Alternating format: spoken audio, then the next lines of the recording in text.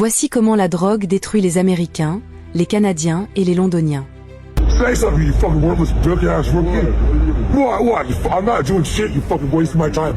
C'est l'armée silencieuse des oubliés, les visages d'un fléau que l'Occident refuse de regarder en face. Pendant que nos fils d'actualité débordent de futilité et que nos sociétés se perdent dans le culte de l'apparence, un cancer chimique se propage sur nos trottoirs, une métastase à ciel ouvert qui dévore des vies entières dans l'indifférence la plus totale. Ce n'est pas une crise, c'est une reddition de l'humanité, une agonie diffusée en direct pour qui ose enfin ouvrir les yeux.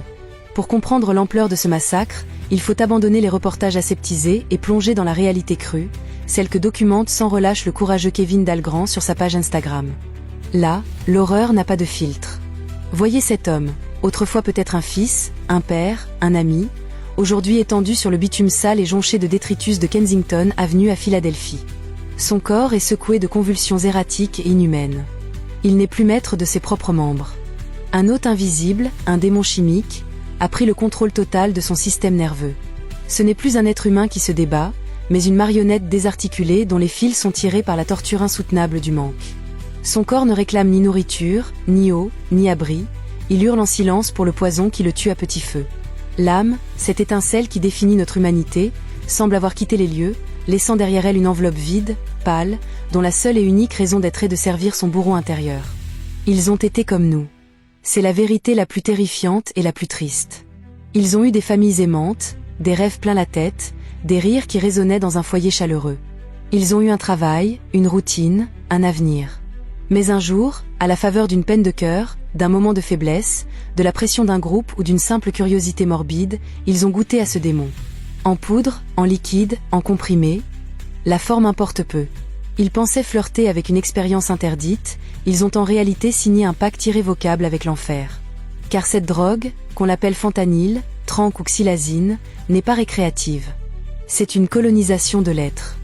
Une fois installée dans les recoins les plus profonds du cerveau, elle en devient le maître absolu, le tyran unique. Elle réécrit le système d'exploitation de la conscience, efface les souvenirs heureux, anéantit la personnalité. La propreté, la dignité, l'amour-propre, l'affection pour les siens, tout est balayé comme de la poussière. L'hôte n'est pas humain, il n'a que faire de ses concepts. Il ne pense qu'à sa propre survie, et celle-ci passe par la destruction méthodique de son véhicule humain. C'est une architecture de la misère, un triangle destructeur conçu pour le profit et le contrôle, d'une efficacité redoutable. À la base de cette pyramide macabre, il y a les victimes, rendues dociles, prévisibles et impuissantes par leur addiction dévorante.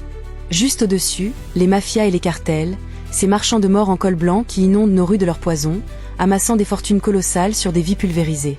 Et au sommet, l'hypothèse la plus glaçante, des élites invisibles, des stratèges de l'ombre qui voient peut-être dans ce chaos une forme de régulation sociale. Un peuple affaibli, dont une partie est totalement neutralisée, physiquement et mentalement incapable de réfléchir, de se révolter ou de participer à la vie citoyenne, est un peuple plus facile à gouverner. Un corps qui ne pense qu'à sa prochaine dose n'a ni opinion politique, ni conscience de classe. C'est le cynisme ultime, l'asservissement moderne, silencieux, chimique et terriblement efficace. Le fléau, tel un virus, a muté et traversé les frontières. Des quartiers célèbres et ensoleillés de Los Angeles aux rues froides et reculées de Vancouver, jusqu'au cœur même de Londres, les mêmes scènes apocalyptiques se répètent.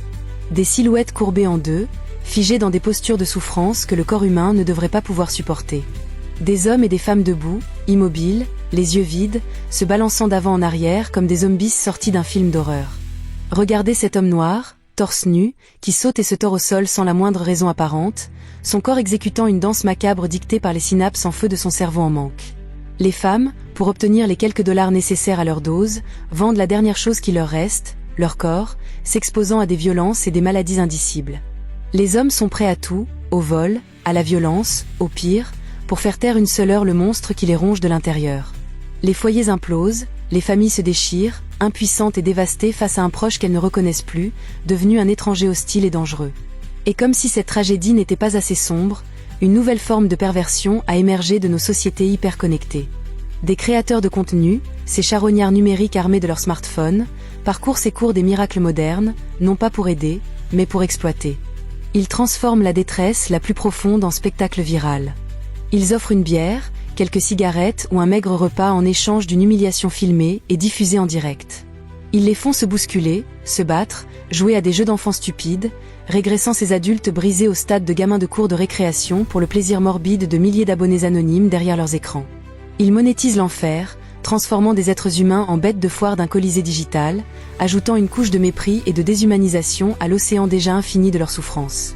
Ces gens ne sont pas des statistiques ou des faits divers. Ils sont les enfants, les frères, les sœurs et les parents que notre système a broyés et recrachés sur le bas-côté. Leurs cris sont silencieux, mais leurs corps sont les panneaux publicitaires hurlants d'une société qui a choisi le profit plutôt que l'humain. Sortir de cet engrenage infernal est un exploit herculéen, et si quelques âmes courageuses y parviennent, combien d'autres s'éteindront sur un trottoir froid, dans l'indifférence générale, leur corps n'étant plus qu'un déchet à ramasser avant le lever du jour? Leur histoire est une tache indélébile sur notre conscience collective, et le silence assourdissant qui l'entoure est notre plus grande et notre plus honteuse complicité.